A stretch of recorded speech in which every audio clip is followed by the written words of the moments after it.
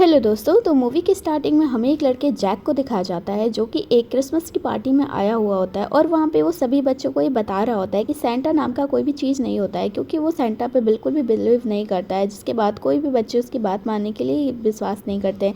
तभी वो एक अंकल की जेब से चाबी चुरा लेता है और एक कमरे का दरवाज़ा खोलता है जिसके अंदर बहुत सारे गिफ्ट रखे हुए थे। तब वो उन सभी लड़कों को बताता है कि वो सारे गिफ्ट हैं जो तुम्हारे पेरेंट्स तुम्हें देते हैं, ना कि कोई सेंटा। जिसके बाद अब धीरे धीरे वो सभी बच्चे उसकी बातों पर भरोसा करने लगते हैं। जिसके बाद उनके मन में भी ये ख्याल हो जाता है कि हाँ, हमारे पेरेंट्स ही हमें गिफ्ट देते हैं, क्योंकि जैक के कोई भी पेरेंट्स नहीं थे और उसे कोई भी गिफ्ट नहीं मिलता था। जैक की मुलाकात एक अंकल से होती है और वो अंकल उसे बहुत डांट लगाते हैं क्योंकि उन्होंने सभी बच्चों का भ्रम तोड़ दिया। कहानी बहुत आगे बढ़ चुकी होती है और हमें पता चलता है कि जैक अब बहुत बड़ा हो चुका है और वो लोगों के डेटास को चुरा करके ब्लैक मार्केट में उनको सेल करता था, जिसके बाद उसे बहुत सारे पैसे मिलते थे। अब वो एक बड़ी सी नेशनल कंपनी का डाटा चुरा करके ब्लैक मार्केट में बेचने वाला होता है, जिसके लिए वो एक गार्डन में आ जाता है और बड़ी चालाकी से शॉर्ट सर्किट कर देता है, जिसकी वजह से वो सिक्योरिटी उस शॉर्ट सर्किट को देखने के लिए चल जाता है और वो जल्दी से अंदर जा करके सारे डेटा को हैक कर लेता है। और इतना करते हुए उसे थोड़ा ही समय लगता है और वो तुरंत बाहर भी आ जाता है और किसी को इस बारे में पता भी नहीं चलता है और वो उसके सारे डेटा को ब्लैक मार्केट में बेच भी देता है। जैक को ये काम करने पर बहुत ज़्यादा पैसे मिले थे और वो बहुत ज़्यादा खुश था। अब सीन शिफ्ट हो जाता है और एक पार्टी का सीन हमें दिखाया जाता है जहाँ पे सेंटा क्लॉज आए हुए होते हैं और वो सभी बच्चों से बातें कर रहे होते हैं। लेकिन यहाँ पे आए इन सभी लोगों को ये नहीं पता होता है कि ये एक असली सेंटा क्लॉज है और इनके पीछे खड़ा हुआ इनका बॉडीगार्ड, जिसका नाम कैलम होता है, वो उनकी हिफाजत के लिए होता है।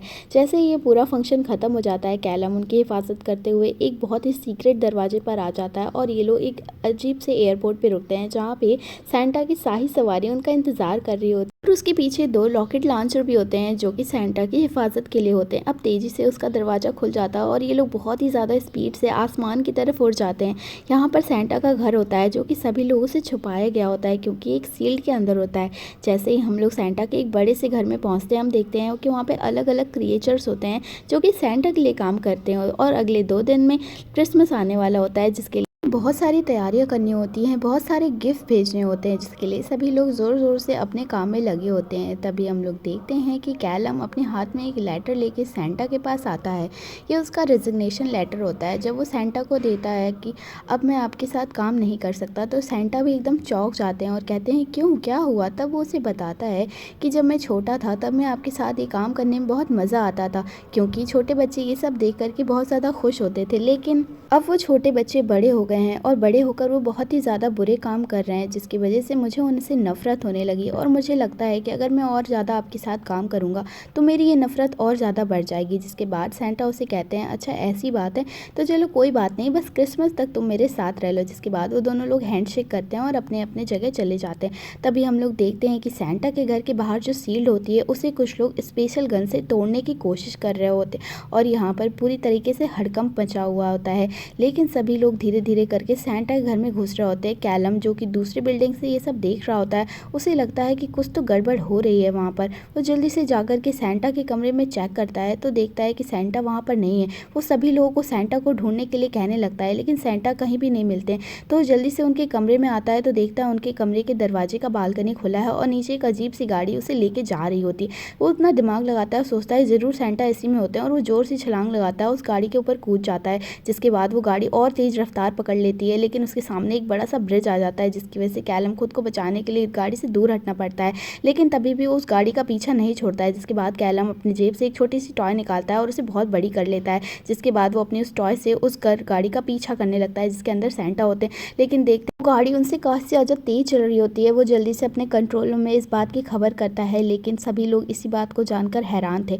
कैलम अपने जादू से वहाँ बड़ी सी एक स्नो की वंडर ले आया हुआ था, जिसकी वजह से वो गाड़ी वहीं पर फ्रीज हो जाती है। लेकिन जब वो देखता है उसके अंदर सेंटा क्लॉज नहीं होते हैं, तब उसे पता चलता है कि असल में ये गाड़ी सिर्फ उसका ध्यान भटकाने के लिए होती है और सेंटा क्लॉज को तो ऊपर हवाई लॉन्चर में किडनैप कर लिया गया है। जिसके बाद वो सब बहुत ज़्यादा परेशान हो जाते हैं और वापस से अपने घर पे आ जाते हैं। जैक जल्दी से अपने कंट्रोल रूम में आता है और जो नाम की एक लड़की को कॉल करता है, जिसके बाद उन लोगों को बहुत ही ज़्यादा बुरी खबर मिलती है कि यहाँ का डेटा किसी ने चुरा करके ब्लैक मार्केट में बेच दिया है, जिसकी वजह से ही यहाँ का पता चला। इसके बाद जब उसको बहुत ज़्यादा गुस्सा आता है और वो इस बात का पता करने की कोशिश करते हैं कि किसने वहाँ का डाटा चुराया। जिसके बाद ट्रोल्स नाम के कुछ क्रिएचर्स होते हैं जो कि इस बात का पता लगाने की कोशिश करते हैं कि किसने डाटा को चुराया है। जिसके बाद अब स्क्रीन पर ट्रोल्स को दिखाया जाता है और वो बताते हैं कि डाटा चुराने वाला कोई और नहीं बल्कि जैक जैक है, जिसका नाम बुरे लिस्ट में सबसे ऊपर आता है। अब सीन शिफ्ट होता है और हमें जैक को दिखाया जाता है जो कि सो रहा होता है। तभी उसके फ़ोन की घंटी बजती है और उसकी एक्स वाइफ का कॉल आता है जो कि एक डॉक्टर थी, और कुछ इमरजेंसी होने की वजह से आज वो अपने बेटे को स्कूल से पिक करने के लिए नहीं जा पा रही होती है। इसीलिए वो जैक को कॉल करके बोलती है। जैक को ये काम बहुत ही ज़्यादा फिजूल लगता है और इसलिए भी वो अपने बेटे से दूर रहता है, क्योंकि वो एक चोर होता है और उसे अपने बेटे के ऊपर अपना बुरा साया नहीं पड़ने देता है। लेकिन फिर भी वो अपने बेटे को पिक करके घर छोड़ देता है। लेकिन जैसे ही घर पे वापस आता है, वो देखता है कि उसके घर में कुछ बहुत सारे लोग होते हैं जो कि उसको पकड़ने के लिए आए होते हैं, और सब लगातार उसके ऊपर हमला कर रहे हैं। उनके हाथों में सुपर पावर इलेक्ट्रिक गन होती है जो कि उसके ऊपर फायर कर रहे होते हैं लगातार 1 बाय 1। जिसके बाद वो जब बहुत ही बुरी तरीके से उन लोगों से लड़ाई करता है, और एक्टिवली लड़ाई करने के चक्कर में वो अपने ही दुश्मनों से पिटवा देता है। लेकिन फिर जैक आपको देखता है कि बिल्डिंग के नीचे से और भी बहुत ज़्यादा लोग आ रहे हैं जो कि उसे पकड़ना चाहते हैं। जिसके बाद जैक उन सब से अपना पीछे छुड़ाने के लिए खिड़की से कूद जाता है और घर के बाहर निकल जाता है। जिसके बाद वो रास्ते पे चल रहा होता है, लेकिन उसे कुछ समझ में नहीं आता है। वो एक बिल्डिंग से दूसरी बिल्डिंग पर छलांग लगाते रहता है, लेकिन वो इन सब करते हुए भी यहाँ से दूर पहुँच जाता है। लेकिन तब एक लड़की आती है और उसे गन से शूट कर देती है और अपने साथ लेके चली जाती है। और उसके आदमी जैक को लेकर के अपने सेंटर में आ जाते हैं, और वहाँ पे जब जैक को होश आता है तो उसने मोरा का नाम पढ़ा। जिसके बाद वो उसे बताती है कि ये एक सीक्रेट फैसिलिटी है जो कि सेंटा और कुछ ओल्ड क्रिएचर्स को प्रोटेक्ट करने का काम करती है। जैक को इस बात का बिल्कुल भी विश्वास नहीं होता है। वो कहता है क्या पृथ्वी पे हम लोगों के अलावा और भी कुछ अलग क्रिएचर्स रहते हैं, और वो इस बात का मजाक उड़ाता है। तभी एक क्रिएचर वहाँ पर आता है और अपने मुंह से आग निकाल करके जैक को डरा देता है। लेकिन जैक उन लोगों से कहता है कि तुम लोगों ने मुझे क्यों किडनैप किया। जिसके बाद वो उन्हें बताते हैं कि तुमने बात जो उसे बताती है कि तुमने जो नेशनल डेटा सेंटर से इंपॉर्टेंट डेटा चुराया है वो किसे बेचा है, जल्दी से हमें उसका नाम बता दो। जैक उन्हें बताता है कि उसने वो डाटा किसे बेचा है ये वो नहीं जानता है, क्योंकि ब्लैक मार्केट में कोई भी एक दूसरे का नाम नहीं चाहता है। तभी वहाँ पे गुस्से में कैलम आ जाता है और वो जैक को मारने ही वाला था, लेकिन तभी वहाँ पे सभी लोग उसे रोक लेते हैं। और वहाँ पे जैक का भाई बियर आ जाता है जो कि इंसानों की तरह बात करता है। वो जैक को पीछे से पकड़ लेता है, उसकी हड्डियों को कड़कड़ा देता है। फाइनली अब जैक बोलता है कि रुको रुको, मैं तुम्हें उनका नाम तो नहीं लेकिन उनकी लोकेशन ज़रूर बता सकता हूँ। जिसके लिए जैक को उसका फ़ोन वापस कर दिया जाता है और जल्दी से उनका लोकेशन ट्रैक करके उन लोगों को बता देता है। जिसके बाद अब फाइनली हमें एक सेंटा को दिखाया जाता है जो कि एक ग्लोब में कैद होते हैं। तभी हमें वहाँ पर एक लड़की को दिखाया जाता है जिसने सेंटा को किडनैप किया होता है। वो उनसे कहती है कि तुमने इंसानों को बहुत ज़्यादा छूट दे दी है। जिसके बाद वो बहुत ज़्यादा बुरे काम कर रहे हैं और इस पूरी दुनिया में बुराई फैला रहे हैं। तुम्हें क्या लगता है कि तुम उन्हें प्यार करोगे और वो सही हो जाएंगे? ऐसा नहीं होगा। अब मैं उन्हें ठीक करूँगी और तुम देखो कि मैं उन्हें कैसे ठीक करती हूँ। जिसके बाद मैं उन्हें सज़ा दूँगी और उन्हें सही रास्ते पर लाऊँगी। जिसके बाद वो एक टेस्ट करती है जिसकी वजह से सेंटा की बॉडी से उनके मैजिकल पावर्स निकलने लगते हैं और उसे वो एब्जॉर्ब करने लगते हैं, और यहाँ पर सेंटा बेहोश हो जाते हैं। असल में ये लड़की एक ऐसा वेपन बनाना चाहती थी जहाँ पे वो सभी बुरे लोगों को कैद कर सके। और यहाँ पर सीन शिफ्ट हो जाता है और हमें जैक और कैलम को दिखाया जाता है जो कि एक टॉय स्टोर में आए होते हैं। और वहाँ पे जैक बहुत सारे टॉयज़ को ले लेता है और जैक को भी एक पसंदीदा गाड़ी उठाने के लिए कह देता है। कैलम वहाँ के बहुत सारी चीज़ों को बटोर करके एक अलग सी दरवाजे को खोलता है जिसके अंदर वो आराम से चला जाता है। यह देखकर जैक एकदम हैरान हो जाता है और उसे कुछ समझ में नहीं आता है। तभी वो कैलम अपना हाथ अंदर डाल करके जैक को भी अपने साथ अंदर ले आता है। अब वो उस जगह पर पहुंच चुके होते हैं जहां का नाम जैक ने उन लोगों को बताया था कि उसने यहीं के लोगों को अपना डेटा को बेचा है। लेकिन जैक इस बात से एकदम हैरान था कि ये लोग एक ही सेकंड में यूएस से यहाँ कैसे आ गए। जिसके बाद कैलम उन्हें बताता है कि हम लोग के पास ट्रांसपोर्टेशन की पावर होती है और यहाँ पे एक सभी दरवाजे ऐसे होते हैं जिससे हम ट्रांसपोर्ट कर सकते हैं।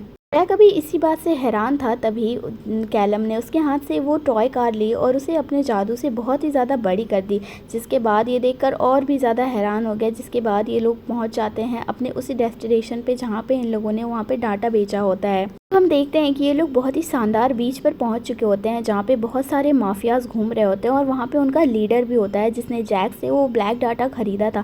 जिसके बाद वो उसे मारने के लिए कैलम के चारों ओर बहुत सारे आदमियों को लगा देता है। लेकिन कैलम तो एक क्रिएचर था, वो अपने पावर से छोटा बड़ा होकर के उन सभी को धूल चटा देता है और अब सामने से जाकर उनके लीडर के पास पहुंच जाता है और उससे पूछता है कि तुमने वो डाटा किसे बेचा जो तुमने जैक से खरीदा था। लेकिन वो माफिया बिल्कुल भी ये बात बताने को तैयार नहीं था। लेकिन कैलम के थोड़ा उसे धमकाने पर वो आदमी बताता है कि मैं उसका नाम तो नहीं ले सकता, क्योंकि अगर मैंने उसका नाम लिया तो वो यहाँ पर आ जाएगी और यहाँ पर सब कुछ तबाह कर देगी और उसे ये सब पता चल जाएगा कि हम उसके बारे में क्या बात कर रहे हैं।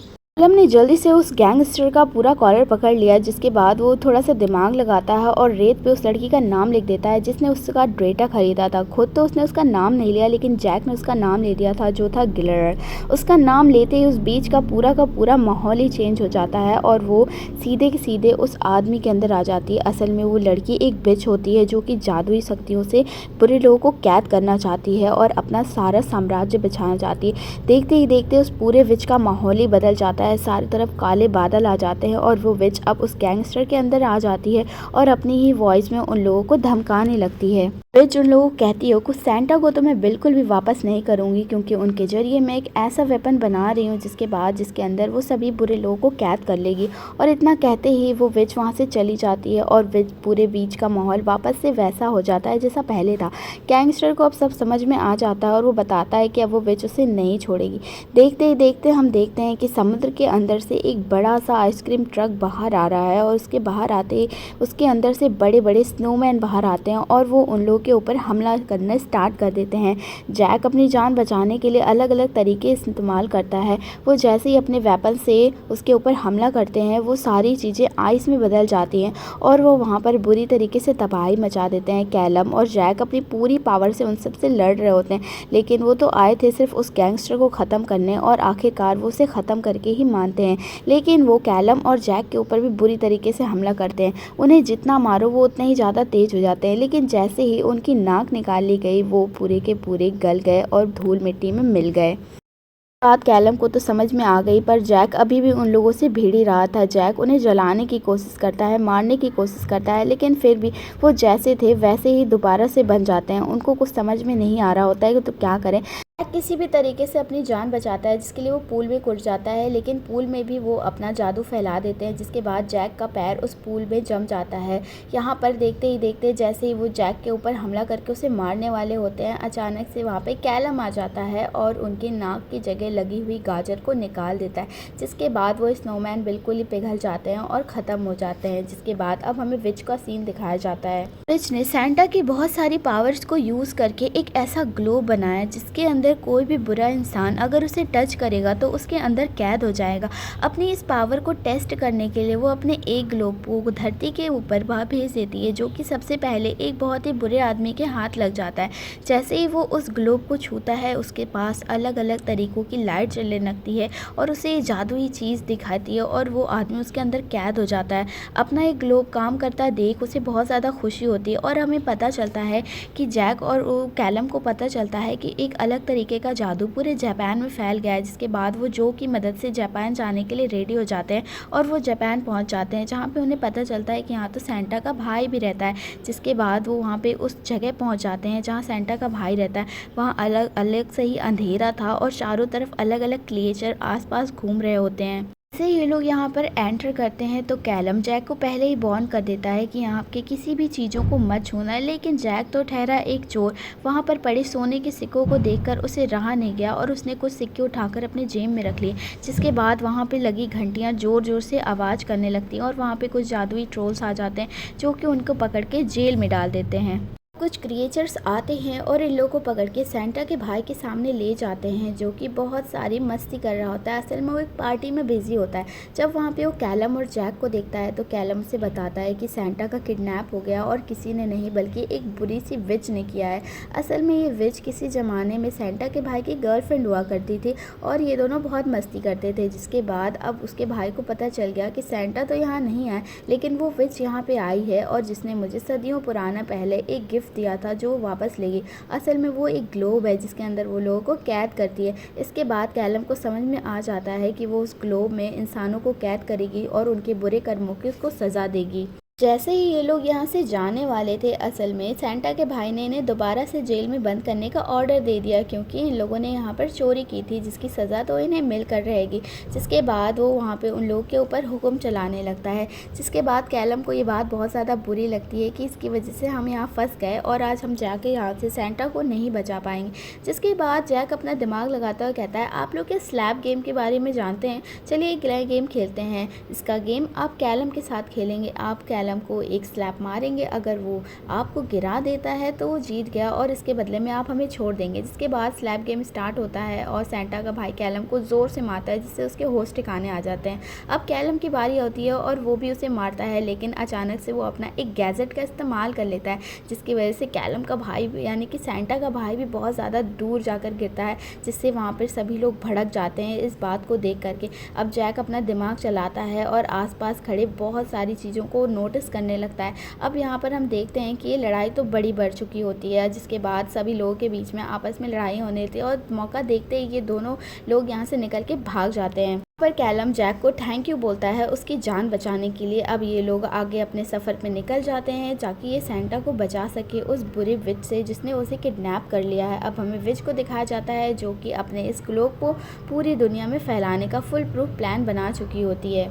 विच को ये बात ज़रूर पता था कि ये लोग सेंटा को बचाने ज़रूर आएंगे, जिसकी वजह से ये उन लोगों को कैद करने का एक स्पेशल मौका ढूंढती है। ये उन लोगों के रास्ते में एक गिफ्ट रख देती है, लेकिन ये लोग जानते थे कि ये गिफ्ट उसी विच ने रखा है, जिसके बाद ये उसे टच नहीं करते हैं। लेकिन तभी जैक के बेटे का उसे कॉल आ जाता है। जैक का बेटा उसे बताता है कि आपने क्रिसमस के दिन भी मुझे इतना बकवास गिफ्ट भेजा, एक स्नो ग्लोब। लेकिन जैसे ही वो उसे टच करता है उसका बेटा उस ग्लोब के अंदर कैद हो जाता है और ये देखकर जैक की एकदम हवा टाइट हो जाती है और वो जल्दी से अपने बेटे को बचाने के लिए उस ग्लोब को छूने वाला होता है, लेकिन कैलम उसे मना करता है। लेकिन वो अपने बेटे की बात को बचाने के लिए उस ग्लोब के अंदर जाना चाहता है। लेकिन इन लोगों को ये नहीं पता था कि ये सभी ग्लोब अलग अलग थे। असल में उस विच ने सभी लोगों को अलग अलग कैद करने का प्लान बनाया था। उसने सेंटा की पावर्स को यूज़ करके ऐसे लाखों करोड़ों हज़ारों ग्लोब्स बना लिए थे, जिससे वो सभी लोगों को अलग अलग ग्लोब्स में कैद कर सके। उसने जैक को और उसके बेटे को भी कैद करके अपनी फैक्ट्री में रख लिया।